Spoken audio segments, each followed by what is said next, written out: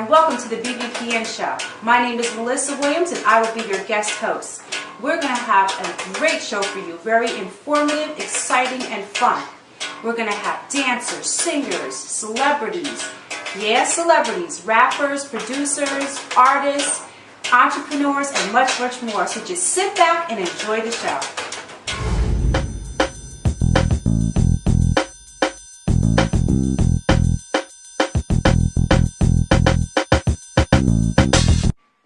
Welcome to the BBPN show. And today's guest is the ever-popular DJ Reem. Hi, DJ Reem. How you doing? Good, and welcome to the show. Thanks for having me on BBPN. Thank you. I appreciate it. Thank you for coming. I wanted to start out by asking you to give us a little background information on yourself and how you got started being a DJ. Well, DJ Reem was born and raised in Neptune, New Jersey. I got started. I've been DJing for about 10 years. I got started out of high school. Wow. And it's been just ever going since then. Like, once I started, just haven't looked back. And it's been an awesome opportunity, awesome ride that I've been doing. And it's great. Good. What makes you unique from other DJs, the other DJs in the area? What makes me unique, I appreciate all DJs and every DJ that's in the area because they taught me a little something, when I picked up from them. I think my ear to listen for the crowd and to know what to play, when to play, how to play it. I think that kind of makes me a unique DJ because and it's very key. In me, I play in a whole different bunch of settings in different clubs and different venues. Okay. And you have to have you got to know what to play for, what kind of crowd you're playing for. Okay. And I get to hear that. Now, the industry is pretty cutthroat. Am I right? Oh yeah. There's a lot going on, and that's just how the music industry is. And so what I wanted to know is, how do you stay positive? How do you stay above all that, negativity? How do you stay focused? How do you stay motivated? The industry, it's as many hear, many see. It's very, very harsh. It's a harsh reality, honestly. And it's, people really don't have your best interests at heart. They have the almighty dollar. So it's just, with me personally, I just don't let the negativity get to me at all. Like, you're going to hear negative things about you, regardless if you think you're doing the best thing in the world.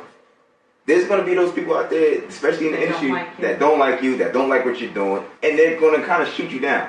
But, that's just given. That's just granted. That's just, part of the game. And you just got to just know how to let stuff like that just not affect you at all. Okay. So, when I hear stuff, I don't hear all of the greatest compliments about me, especially when it comes from, higher ups, execs, or whatever. But you still have to have your self-confidence. Exactly. You know that you're doing a good job. Yep. And people still call you for gives. Exactly. So you're doing the right thing. Exactly. If I'm still getting, booked out for, shows and gigs, I feel like I'm still doing something positive. I'm still doing something right. So, the negativity, I hear it, but I won't let it affect me at all. I want to throw you off for a quick minute. How do you spell DJ Reem? How do you spell Reem? Because I think I spelled your name all different ways. R-E-E-M, R-H-E-A-M. How do you spell it? It's DJ R-E-E-M. So I've seen it a whole bunch of different ways. I've seen R-E-A-M, R-E-H-M, R-H-E-M. It's R-E-E-M. It's cool. I understand what, It doesn't matter. Just call you. Yeah. Right? Just call DJ Reem. Yeah, I'm not sure. What's the difference between the DJs back in the day, let's say 20, 30 years ago, I'm kind of dating myself, like DJ Red Alert, Cool Herc, and Jam Master Jay, and the DJs now? And what I mean is, how has technology played a role? Like back in the day, you think of the vinyl records and scratching and turntables. Do you still use that today? I still use vinyls and turntables. I still own a set of 1200s. Those are my first set of turntables. The first set of turntables I own, I still use, and I still, Do you scratch? I scratch. I'm one of those DJs that's like, I'm with the technology, but I'm also still a piece of how DJs used to be with the turntables and the mixers. I still use that. The DJs today and the DJs before this, it was a quote that I actually read just the other day. It was that the difference between DJs then and now. DJs back then, they listen to the music and watch the crowd. Nowadays, DJs are watching the music and listening to the crowd. And that's because, with technology, all music's on the laptop, so they're more so focused on what they're going to play in their music, so in the laptop. So they kind of pay more attention to that than what they pay attention to the crowd. Now, it can work. Some DJs can get it off, they can work that, but like, your crowd is what you want to engage. A lot of DJs don't do that these days. You have to engage your crowd. Make your crowd happy that they're there. Okay, so that leads me right into my next question. How do you get a crowd when you first come into the party? How do you get them on the dance floor? Now, I've been at parties. All of us have been at parties where people are like glued to the seat, and I'm thinking, is anybody going to get up? Is this DJ going to be able to move this party? What do you play? How do you know? What do you do? Like, you gauge the room? What? Well, first and foremost, you have to know what kind of event you're doing and what kind of crowd you're getting yourself into. Okay. So you kind of got to like do your homework. I do homework all the time because I play in a whole bunch of different areas between New York, Jersey, Baltimore, D.C., Atlanta, really? Out of the country, Jamaica. Okay. So I've traveled a little bit here and there, but you got to know who you're playing for and who you're catering your music to for that night. Right. So first and foremost, do your homework, and then once you get there, every DJ knows it's like a handful of songs that's going to get the crowd a little moving, and so you kind of throw some teasers out there, so just to test it out, see if they respond to it.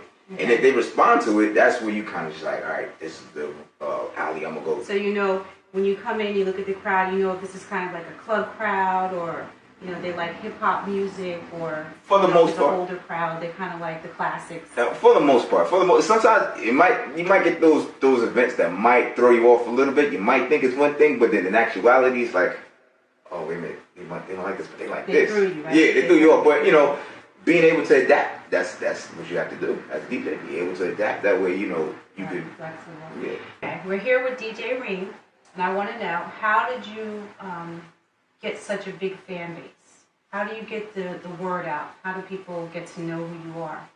Well, it all starts with really just building a home fan base. Be instrumental where you're at, where you grew up at. I grew up, like I said, in Neptune, New Jersey. I went to high school at Neptune High, so it was that I had I built a lot of friends. I built a lot of support from my early days, and like, you use that to your advantage. Use that to your advantage. Build them up, and then when you travel elsewhere, because after high school, I went down to Baltimore. I lived out in Baltimore for some years. So you take that and use that to your advantage, because now people in Baltimore are going to be like, yo, who are you? What are you about? And when they research you and they see that you have such a huge, strong support at home where you're from, they that kind of puts credibility to your name. And now all your outside people, let's say people in Baltimore now, they kind of took to me too. Tell us something that some people may not know about you. Did you go to college? Did you major? What did you major in? Yes, I went to college down at Morgan State University, Morgan State Bears. I was a business management major. I'm actually in the process of pursuing my degree. A couple more credits left this year. May of 2013, I will be a graduate. So how does that help you with your business right now as a DJ, as an entrepreneur? It teaches Morgan State, with the classes I took, it taught me a lot on marketing, a lot on financing, and just being an entrepreneur. I do consider myself an entrepreneur because of the business that I run. It teaches you how to keep everything relevant, keep everything modern, and just the skills that you need to have, and how to network and whatnot, so forth, just to put you in keep your business afloat. So DJ Reem, what tips would you